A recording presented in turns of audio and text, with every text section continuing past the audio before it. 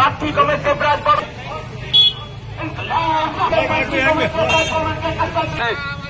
জলপাইগুড়ি লোকসভা কেন্দ্রে বামফ্রন্ট মনোনীত সিপিআইএম প্রার্থী আজ ইস্কন রোড দিয়ে পদযাত্রা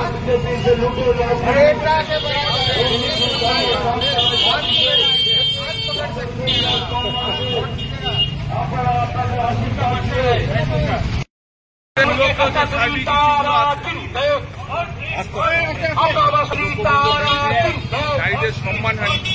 আর এখানে ফুলবাড়িতে ডাবগ্রাম ফুলবাড়িতে যে একটা আলাদা প্রশাসনিক ভবন, এখানকার মানে মানুষজনের সুবিধার জন্য কাছে পিঠে একটা প্রশাসনিক ভবন বানানোর করতে হবে। আর হচ্ছে তার সাথে আপনার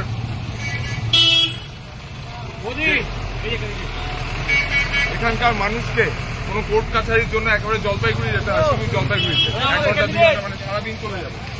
সেজন্য এখানে একটা আলাদা কোর্টের যদি ব্যবস্থা করা যায়। আর তৃতীয়ত এই যে ইস্টার্ন হাইওয়ে দেখছেন, এখানে হচ্ছে সন্ধ্যাবেলা হতেই যে অন্ধকার নেমে আসে এবং লাইটের ব্যবস্থা নেই, সেই জন্য হচ্ছে প্রতিনিয়ত মাঝে মাঝেই আমরা দেখছি দুর্ঘটনা হচ্ছে। সেই জন্য এখানে একটি লাইটের মানে একটু আলোর ব্যবস্থা করতে হবে রাস্তায়। আচ্ছা, মূল সমস্যা কি? মূল সমস্যা এখানকার যে বস্তিবাসী যারা আছে তাদের যে জমির পাট্টা বহুদিন ধরে যে তৃণমূল সরকার এদের জমির পাট্টা দেওয়ার নামে যে ভাগাভাগি করছে, সেই তাদেরকে হচ্ছে খুব তাড়াতাড়ি জমির পাট্টাতে দিতে হবে।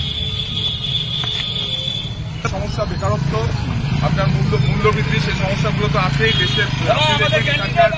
পশ্চিমবঙ্গের অন্যান্য গ্রামের মতো এখানেও যে বেশিরভাগ কম বয়সী ছেলেমেয়েরা কাজের জন্য তাদের নিজের জেলায় নিজের শহরে কাজ না পেয়ে তাদেরকে বাইরে চলে যেতে হচ্ছে এবং গ্রামকে গ্রাম শহরকে শহর পুরুষ শূন্য হয়ে যাচ্ছে জাস্ট একটা কাজ নেই বলে। 100 দিনের কাজ বন্ধ, এই ব্যাপারগুলো ইস্যুর মধ্যে আছে।